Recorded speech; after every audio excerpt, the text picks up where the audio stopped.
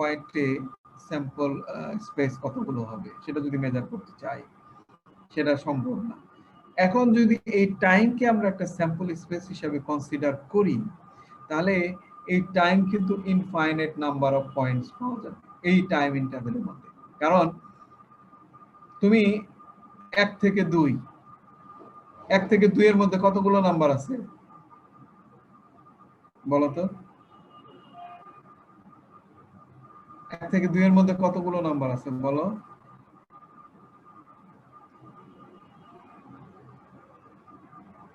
কথা বলো, তুমি কন্টিনিউয়াস ভেরিয়েবল পড়ছো না? এটা ইনফিনিট নাম্বার হবে। ইনফাইনাইট নাম্বার, তাড়াতাড়ি বলবা, নাহলে তো আমরা করতে আগাতে পারবো না। এখানে ইনফাইনাইট সংখ্যক টাইম নাম্বার আছে। তাহলে এই যে এই টাইম ইভেন্টকে যদি আমরা একটা স্যাম্পল স্পেস দিই, তাহলে কি এটা ইনফাইনাইট স্যাম্পল স্পেস না? Right, infinite sample space. কিন্তু আমরা যদি এটাকে ইন্টারভেল করে ফেলি, যেমন 10টা থেকে 10:30টার মধ্যে কতগুলো মাছ ধরা পড়ছে, তাহলে এটা কি হয়ে গেল? এটা কিন্তু ফাইনাইট হয়ে গেল। ফাইনাইট হয়ে গেল। আচ্ছা, এই হলো ডিফারেন্স ইনফাইনাইট এবং ফাইনাইট স্যাম্পল স্পেস। অর্থাৎ এবং স্যাম্পল স্পেসের মধ্যে যে ভ্যালুগুলো থাকে সেটা তো কোন একটা ক্যারেক্টারিস্টিক্স এর ভ্যালু, তাই না? তাই না? যেমন ধরো তোমাদের ক্লাস থেকে আমি 10 জন স্টুডেন্টকে সিলেক্ট করে নিলাম, 10 জন স্টুডেন্ট। এখন এই 10 জন স্টুডেন্ট আমি র্যান্ডমলি নিলাম, তাহলে এটা কি একটা র্যান্ডম এক্সপেরিমেন্ট, তাই তো? জি, র্যান্ডম এক্সপেরিমেন্ট। এখন এই 10 জন স্টুডেন্ট ওই ধরো যে আমি ধরে নিলাম যে তোমরা এই কে কোন কালারের জামা পরে আসছো, এই কালারটাকে যদি আমি সংখ্যায় প্রকাশ করি, যাই হোক এটা হয়ে যায়, এটা কোয়ালিটেটিভ ভেরিয়েবল হয়ে যায়, যাক ওটা আমি যাব না, যদি এগুলো তুমি এই ভেরিয়েবল গুলো পড়ছো। আচ্ছা, তাহলে ডিসক্রিট ভেরিয়েবল কি হিসাবে করা যায়? যেমন তোমাদের 10 জন স্টুডেন্টকে নিলাম, 10 জন স্টুডেন্টের আমি বললাম তোমার ফ্যামিলি সাইজ কত, তোমার ফ্যামিলি মেম্বার কতজন, আরেকজনকে জিজ্ঞেস করলাম তোমার ফ্যামিলি মেম্বার কতজন। তাহলে একজনের হয়তো 5 জন হতে পারে, 4 জন হতে পারে, 6 জন হতে পারে, এরকম। এগুলো কি একটা থেকে আরেকটা আলাদা করা যায়? কিন্তু আলাদা করা যায় না? জি স্যার। আচ্ছা, তাহলে এই নাম্বার অফ ফ্যামিলি মেম্বার্স মিলে 10 জন স্টুডেন্ট যে স্যাম্পল স্পেস হবে সেটা হলো ডিসক্রিট স্যাম্পল স্পেস। আবার যদি তোমাদের হাইট নেই, হাইট কি ডিসক্রিট না কন্টিনিউয়াস? কন্টিনিউয়াস। কন্টিনিউয়াস। কেন কন্টিনিউয়াস?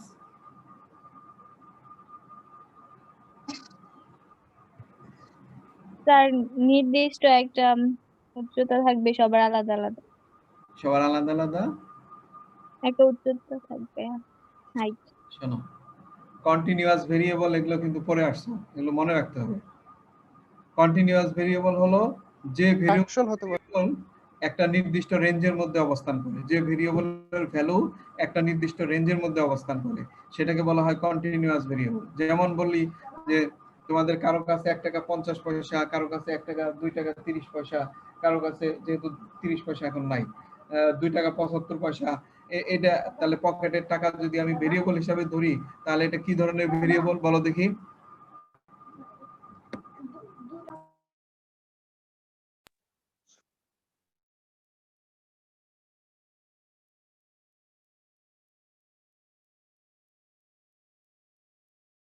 বলো বলো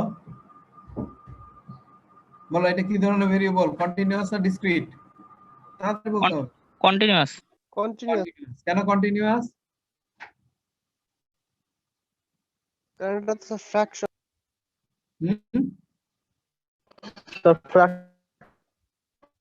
ফ্র্যাকশনাল নাম্বার, ইটস এ মানে রং কনসেপ্ট, ঠিক আছে? ফ্র্যাকশনাল নাম্বার কখনো এই হয় না, মানে সব ফ্র্যাকশনাল নাম্বার ডিসক্রিট হয় না। যখন তুমি একটা ভ্যালু থেকে আরেকটা ভ্যালুকে আইসোলেট করতে পারবা তখন সেটা ডিসক্রিট ভেরিয়েবল। যেমন তোমার কাছে 1 টাকা 25 পয়সা আছে, তোমার ফ্রেন্ডের কাছে আছে হলো 1 টাকা 50 পয়সা, তাহলে it is absolutely discretable, মানে isolable. You can isolate your money from your friends, but you can isolate your height. যেমন আমি বলতেছি তোমার এই যে একটু আগে কথা বলো, তোমার হাইট কত বলো, নাম আর হাইট বলো।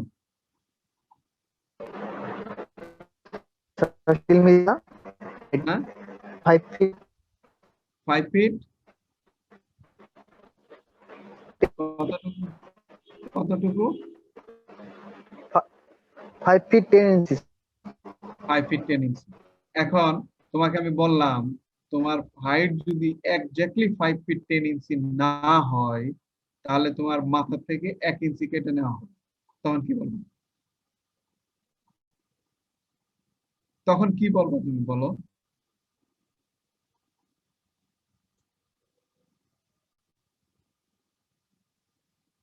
উত্তর দাও। আবার বুঝি হ্যাঁ হ্যাঁ আরেকবার বুঝতে পারিনি। আমি বললাম যে তোমার হাইট যদি এক্স্যাক্টলি 5 ফিট 10 ইঞ্চি না হয় তাহলে এক্স্যাক্টলি হতে হবে, একেবারে অ্যাকুরেটলি। যদি না হয় তাহলে তোমার মাথা থেকে 1 ইঞ্চি কেটে নেওয়া হবে, চুলের নিচের থেকে 1 ইঞ্চি কেটে ফেলবে, তখন কি বলবো?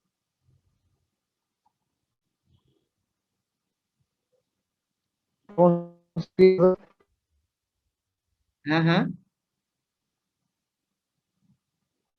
স্যার এটা তো বলো। হ্যাঁ আচ্ছা, ওর কথাটা একটু শোনা যাচ্ছে না, তাহলে আরেকজন বলো, আরেকজন অ্যান্সার দাও। স্যার এটা তো সম্ভব না, কি মানে সম্ভব না? একজনের মাথা থেকে কেটে ওই হাইটটা আনা। আনা সম্ভব না। মনে করো তোমাকে এই যে কোন ডাকাত দলের মধ্যে পড়ছো তুমি রাতে, ঠিক আছে, তোমাকে জিজ্ঞেস করলো, তারা ফান করতেছে যে তুমি এটা পারলে এটা হবে, আর যদি তুমি যে এক্স্যাক্টলি বলতে পারো তাহলে হবে, না হলে হবে না। সম্ভব নাকি? কেটে ফেললে কত মানুষ মেরে ফেলতেছে না? আমরা কথা বলতেছি আর কি। তা সে তো বাধার শিকার হবে, হ্যাঁ হ্যাঁ বাধার শিকার হবে, বাধাপ্রাপ্ত হবে। কে বাধা পাবে? তোমার 10 জনের ধরে কেটে ফেললো, তুমি কি করবে? মনে করো কাটা হবে, কাটা যাবে, তখন তুমি কি করবা সেটা বলো।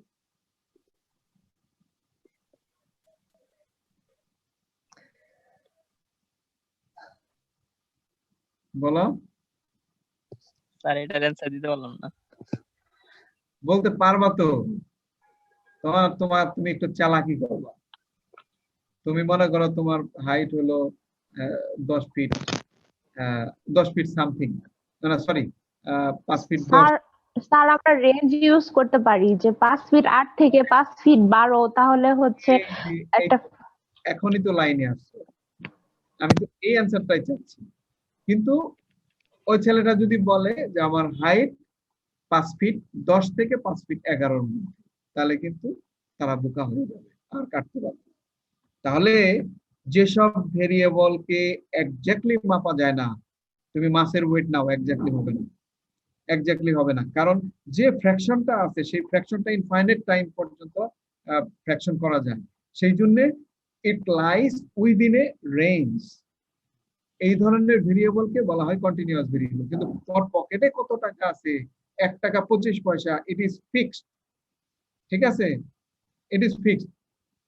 এই জন্য সকল ফ্র্যাকশনাল নাম্বার কন্টিনিউয়াস ভেরিয়েবল না।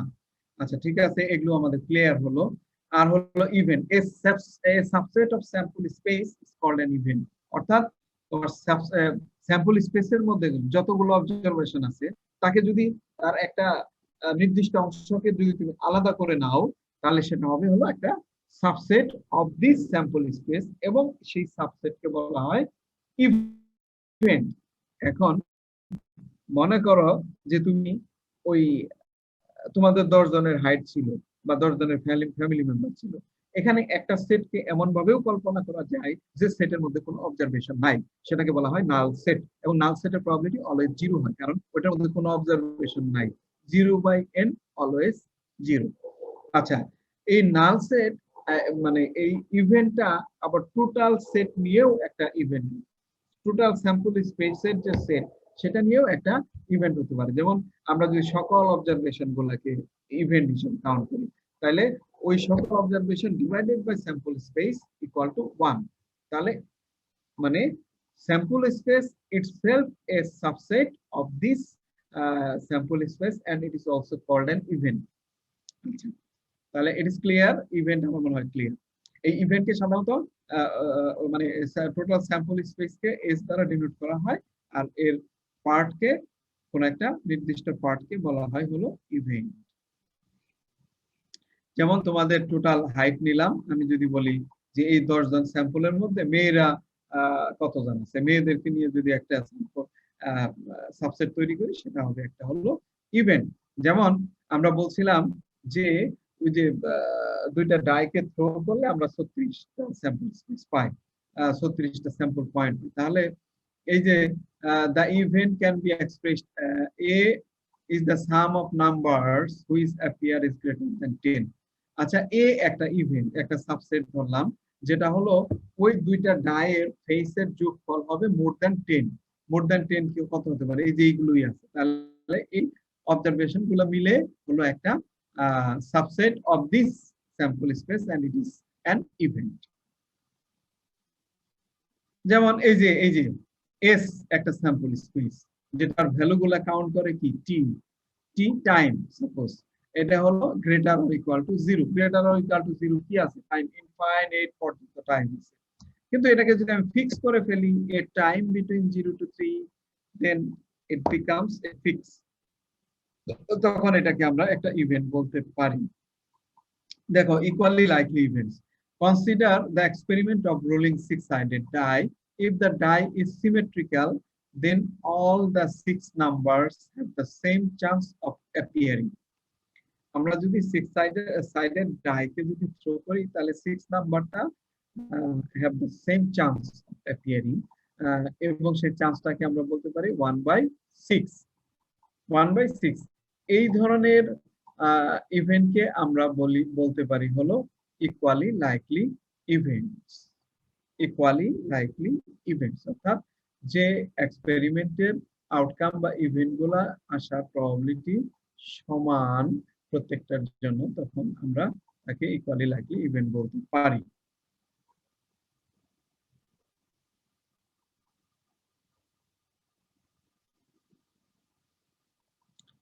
আর একটা আছে হলো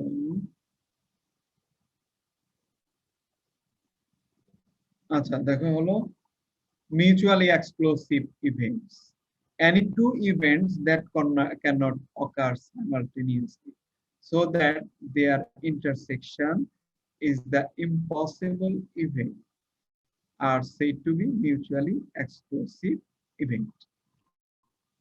Mutually explosive or disjoint event, thus two events A and B are mutually explosive if and only if their intersection is and null set। আচ্ছা, অপারেশন অফ ইভেন্টস এটা আমরা দেখে নিই, তারপরে ওখানে যাব। তোমরা সেট সম্বন্ধে পড়ছো না? সেট, জি স্যার। সেট পড়ছো তো? আমার মনে হয় এগুলো আলোচনা করছিলাম কি না? হ্যাঁ জি স্যার, এগুলো আগের ক্লাসে সম্ভবত পড়ানো হয়েছিল। হ্যাঁ, কোথায় আগের ক্লাসে? হ্যাঁ বলো। জি স্যার, আগের ক্লাসে সম্ভবত এগুলো মানে পড়ানো হয়েছিল। ও, তাহলে তো এগুলো ডাবল আলোচনা। এই যে এই অপারেশন গুলো হচ্ছে ইউনিয়ন, তারপর ইন্টারসেকশন। জি স্যার। জি স্যার। মিউচুয়ালি এক্সপ্লোসিভ ইভেন্ট, এটা হয়েছে স্যার এটা আরেকটা ভালো। না স্যার, এটা হয় নাই। হয়নি আচ্ছা, sir. two events that cannot occur simultaneously so that their intersection is the impossible event are said to be mutually explosive or disjoint event। দুইটা ইভেন্ট যেটা সাইমালটেনিয়াসলি অকার করতে পারে না, এবং দেয়ার ইন্টারসেকশন হয় হলো একটা ইম্পসিবল ইভেন্ট, তখন সেটাকে মিউচুয়ালি এক্সক্লুসিভ ইভেন্ট বলে। এবং এ এন্ড বি দুইটা মিউচুয়ালি এক্সক্লুসিভ ইভেন্ট হবে if and only if A union B equal to null set. যেমন এই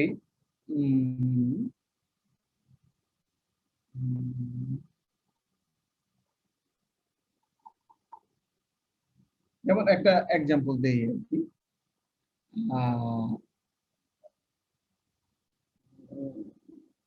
তোমাদের 10 জনের যে সেটটা নিছিলাম, এদের মধ্যে আমি সাপোজ 3 জন স্মোকার পেলাম। সাপোজ 1 মিনিট বন্ধ। হ্যালো, সালাম আলাইকুম। ওয়ালাইকুম সালাম। ও হ্যাঁ, কেমন আছো? এই তো আছে।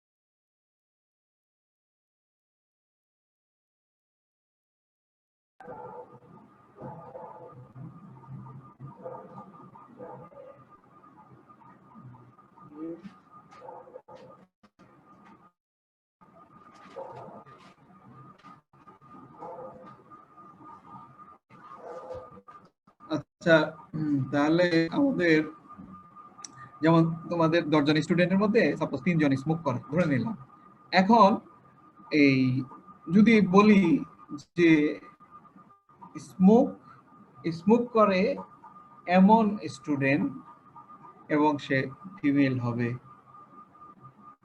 ফিমেল স্টুডেন্ট এবং স্মোক করা স্টুডেন্ট, এই দুটার ইন্টারসেকশন কি হবে বলো তো দেখি,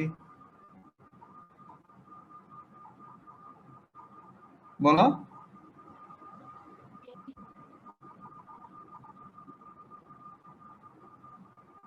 কথা বলো, না বুঝলে না করবা, নাল হবে, নাল শূন্য হবে, নাল। নাল হবে। তাহলে এটা হবে হলো এই মিউচুয়ালি এক্সক্লুসিভ ইভেন্ট। তাহলে তোমরা চিন্তা করো এই ধরনের ইভেন্টগুলো হলো মিউচুয়ালি এক্সক্লুসিভ ইভেন্ট। আচ্ছা, ডি মর্গানস ল এগুলো বাদ, থিওরেম এগুলো বাদ, যেগুলো স্কিপ করি ওগুলো পড়বো না। Counting sample, multiplication principal. আচ্ছা, if an operation can be performed in n ways and after it is performed, এটাকে যদি ধরো একটা অপারেশন n ways এ পারফর্ম করা যায় আর একটা অপারেশন n 2 ways এ, এরকম k সংখ্যক অপারেশন n k ways এ যদি পারফর্ম করা যায়, তাহলে সবগুলো অপারেশন একসাথে কতভাবে পারফর্ম করা যাবে সেটা হলো n1 into n2 into nk। এই যে এখানে আছে যে how many lunches consisting of a soup, sandwich, dessert, drink, এটা কতভাবে করা যায়, এটা একটা এক্সাম্পল, এটা তোমরা দেখে নিও।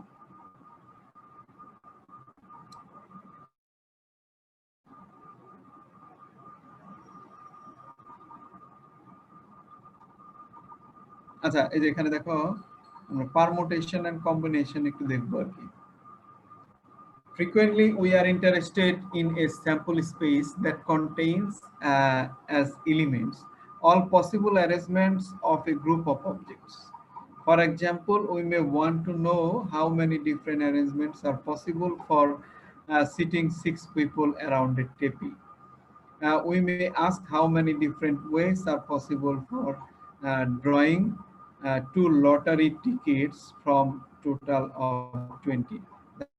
Different arrangements are called permutation. আচ্ছা, অর্থাৎ একটা কাজকে ধরো যে 6 জন স্টুডেন্টকে 6টা টেবিলে 6টা চেয়ারে আমরা কত ভাবে কত অ্যারেঞ্জমেন্টে বসাতে পারি। এই টোটাল যে অ্যারেঞ্জমেন্ট যত গুলো অ্যারেঞ্জমেন্টে আমরা বসাতে পারি সেই টোটাল অ্যারেঞ্জমেন্টকে আমরা বলি হলো পারমুটেশন।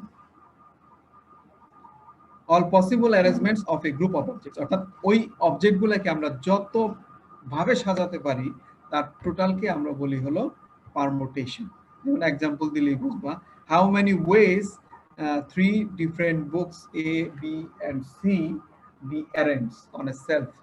একটা সেলফের মধ্যে আমরা A B C বইকে কত ভাবে সাজাতে পারি, তাহলে আমরা A B C রাখতে পারি, এর সাথে CB রাখতে পারি, BCA রাখতে পারি, BAC রাখতে পারি, CAB রাখতে পারি, CBA রাখতে পারি। তাহলে তিনটা বইকে আমরা কত ভাবে সাজাইলাম, 6 অ্যারেঞ্জমেন্টে সাজাতে পারি। তাহলে এটাকে আমরা এভাবে লিখতে পারি 3 × 2 × 1। এটাকে আমরা 3 ফ্যাক্টোরিয়াল লিখলেই হয়ে যায়। তাহলে n সংখ্যক অবজারভেশনের অ্যারেঞ্জমেন্ট কি হবে, n × n - 1 × n - 2 up to 1, এটা মাল্টিপ্লিকেশন। তাহলে এই 3 ফ্যাক্টোরিয়াল এটাকে পারমুটেশন বলে, এবং এটাকে আমরা বলতে পারি হলো n ফ্যাক্টোরিয়াল, এটার একটা পারমুটেশন। তো এখন ক্লিয়ার? আমার মনে হয় ক্লিয়ার।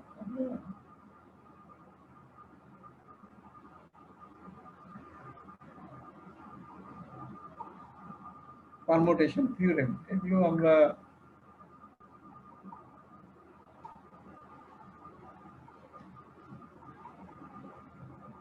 এগুলো থাকে কম্বিনেশন, permutation and combination টা দেখব। In many problems we are interested in the number of ways of selecting our objects from n without regard to order. আচ্ছা, in many problems we are interested in the number of ways of selecting our objects, অর্থাৎ r সংখ্যক objects from n without regard or to order, অর্থাৎ n সংখ্যক object থেকে আমরা r সংখ্যক object কিভাবে নিতে পারি এবং এটা যত কম্বিনেশনে নিতে পারি তাকে বলা হয় হলো, যত কম্বিনেশনে সিলেক্ট করতে পারি তাকেই বলা হয় হলো কম্বিনেশন। তাহলে পারমুটেশন কি ছিল, অর্থাৎ যত অবজেক্টগুলোকে আমরা যতভাবে সাজাতে পারি সেটা হলো পারমুটেশন। আর কম্বিনেশন হলো কোন নির্দিষ্ট সংখ্যক অবজেক্ট থেকে আরেকটা নির্দিষ্ট সংখ্যক অবজেক্টকে আমরা যতভাবে ড্র করতে পারি তাকে বলা হয় কম্বিনেশন। এবং এটাকে আমরা NC, যেমন n সংখ্যক অবজেক্ট থেকে যদি আমরা c সংখ্যক অবজেক্ট নিতে চাই এটাকে NCR বা NR ব্র্যাকেট এভাবে আমরা ডিনোট করি, এবং এটাকে আমরা লিখতে পারি এরকম n factorial divided by r factorial n - r factorial, এটাকে আমরা এভাবে লিখতে পারি।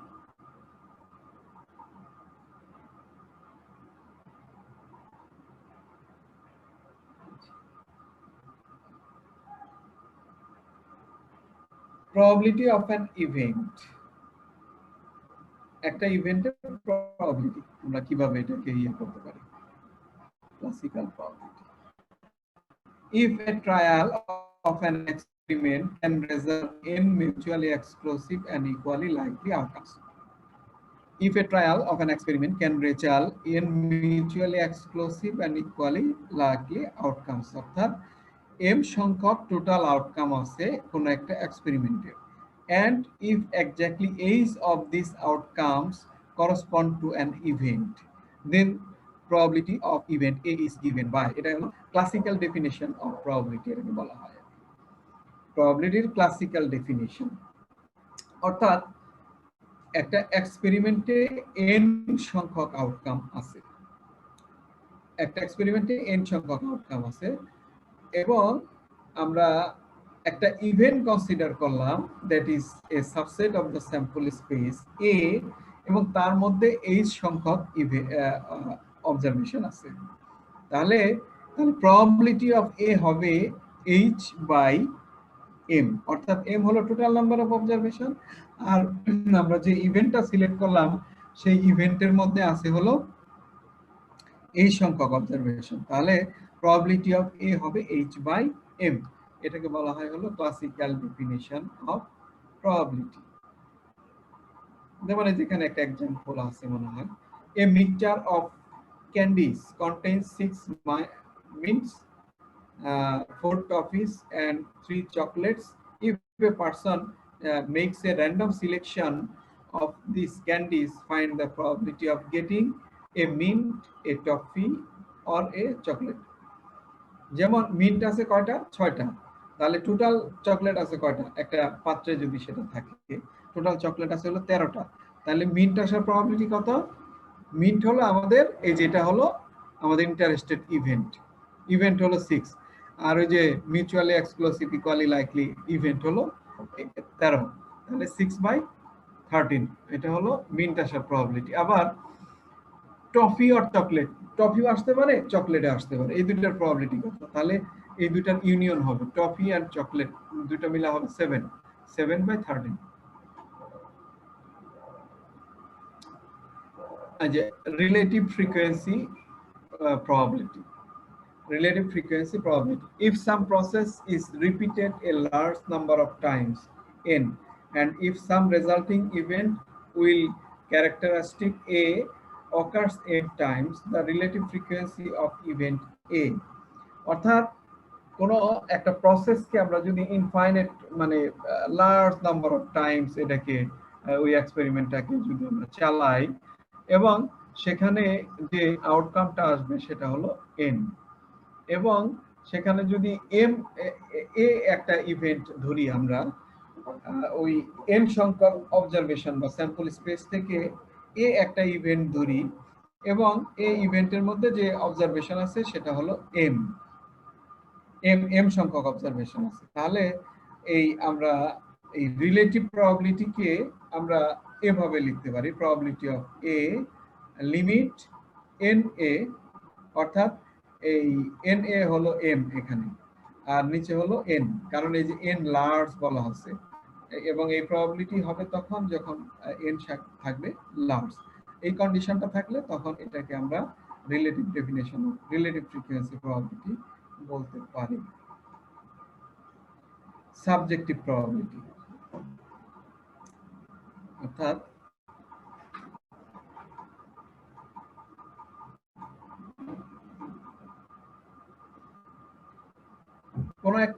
কোন পার্সনের কনফিডেন্স ধারণা বা তার সুপারভিশন থেকে যে যদি সে একটা অপিনিয়ন দেয় তখন সেটাকে বলা হয় সাবজেক্টিভ প্রবাবিলিটি। যেমন আজকে ঢাকাতে দেখা যাচ্ছে রোদ্রি আছে, তো কেউ আমাকে জিজ্ঞেস করলো যে 1 ঘন্টা পরে কি বৃষ্টি হবে, না 1 ঘন্টা পরে বৃষ্টি হওয়ার সম্ভাবনা নাই, তখন এটা হলো আমার পার্সোনাল অপিনিয়ন, এটাকে বলা হয় সাবজেক্টিভ প্রবাবিলিটি। অর্থাৎ কোন সাবজেক্ট বা ইন্ডিভিজুয়াল যখন কোনো প্রবাবিলিটি সম্বন্ধে কোনো কিছু মানে ঘটবে সে সম্বন্ধে কোনো মন্তব্য করে তখন সেটাকে সাবজেক্টিভ প্রবাবিলিটি বলে। অ্যাজিউমস অফ প্রবাবিলিটি, অর্থাৎ অ্যাজিউমস অফ প্রবাবিলিটি অথবা এটাকে বলা হয় হলো অ্যাজাম্পশনস অফ প্রবাবিলিটি, অর্থাৎ প্রবাবিলিটির অ্যাজাম্পশন গুলো কি। তোমাদের ক্লাস কয়টা পর্যন্ত? একটা না? জি স্যার। একটা, আচ্ছা। এস যদি স্যাম্পল স্পেস হয় তার মানে কি? স্যাম্পল স্পেস হলো আমরা যে এক্সপেরিমেন্টটা করছি তার টোটাল অবজারভেশন এস এর ভিতরে আছে। এস যদি স্যাম্পল স্পেস হয় এবং এ যদি একটা ইভেন্ট হয় তাহলে প্রবাবিলিটি অফ এস কত? অর্থাৎ স্যাম্পল স্পেস তার টোটালটাই নিজে একটা ইভেন্ট যদি হয় তাহলে ওই যে 10 জন স্টুডেন্টের ইয়ে যদি আমরা ধরি, 10 জন স্টুডেন্টকে যদি আমরা 10 দিয়ে ভাগ করি তাহলে কি হবে? 1 হবে। তার মানে স্যাম্পল স্পেসকে যদি তার টোটাল অবজারভেশন দিয়ে ভাগ করি, it will be 1. That is probability of S equal to 1. Probability of sample space equal to 1. That is তাহলে probability সর্বোচ্চ ভ্যালু হলো 1.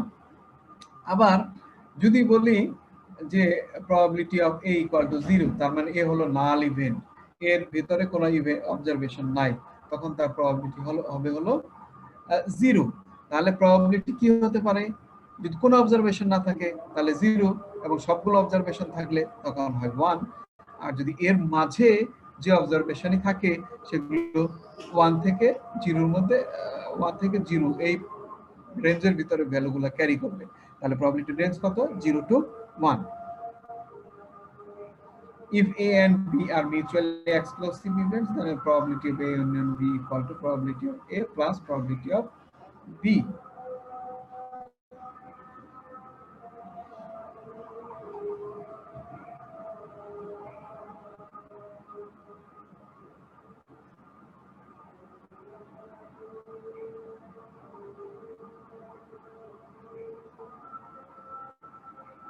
এই যে conditional probability,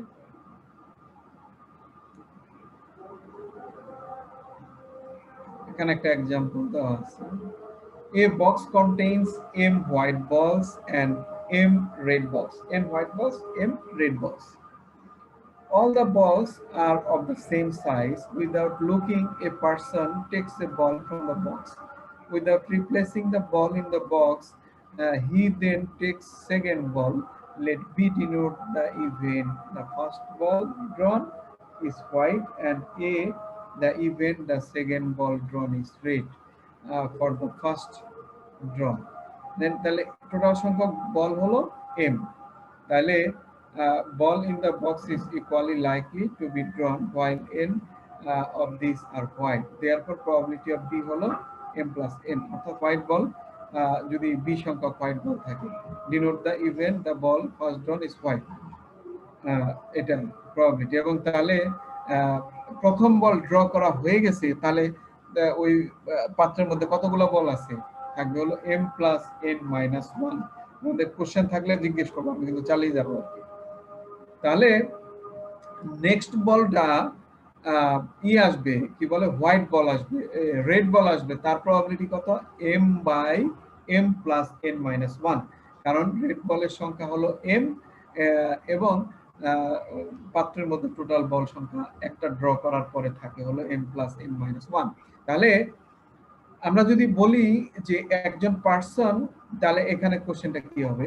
We introduce a new notation to describe the probability. We call it is the conditional probability event A given B, that is এটাকে আমরা A given B, এটাকে probability of A given B, এটাকে আমরা এভাবে লিখতে পারি। This is usually read as the probability of A given B. Thus in the above example, probability of A given B, এটাকে আমরা এভাবে লিখতে পারি। তাহলে if A and B are any two events defined on the same sample space S, the conditional probability of A given B is defined by, এভাবে আমরা define করতে পারি। That is, এটা হলো conditional probability of A given B, অর্থাৎ আমরা probability বের করতেছি একটা ইভেন্ট, যে ইভেন্টটা হলো A, provided that the B has already happened। এরকম যদি হয়, সেই প্রবাবিলিটিকে আমরা এভাবে ডিফাইন করতে পারি। আচ্ছা, এখানে একটা অঙ্ক আছে, এই অঙ্কটা আমরা দেখব, এটা দেখলেই আমাদের আরো ক্লিয়ার হবে বিষয়টা। আমাদের এটা শেষ হলেই আমরা চলে যাব প্রবাবিলিটি ডিস্ট্রিবিউশন। কি কি আছে এখানে? আচ্ছা, কালকে তো আমাদের ক্লাস আছে, আজকে তাহলে এই পর্যন্তই থাক। এখানে তোমরা এই প্রবাবিলিটির অঙ্কটা দেখবা, আমরা এটা দিছি না তোমাদেরকে? জি স্যার। আচ্ছা, এই যে অঙ্কটা আমার কালকে বুঝিয়ে দিবা, এই যে एग्जांपल 1.28। তো ঠিক আছে, থ্যাংক ইউ, আজকে পর্যন্তই।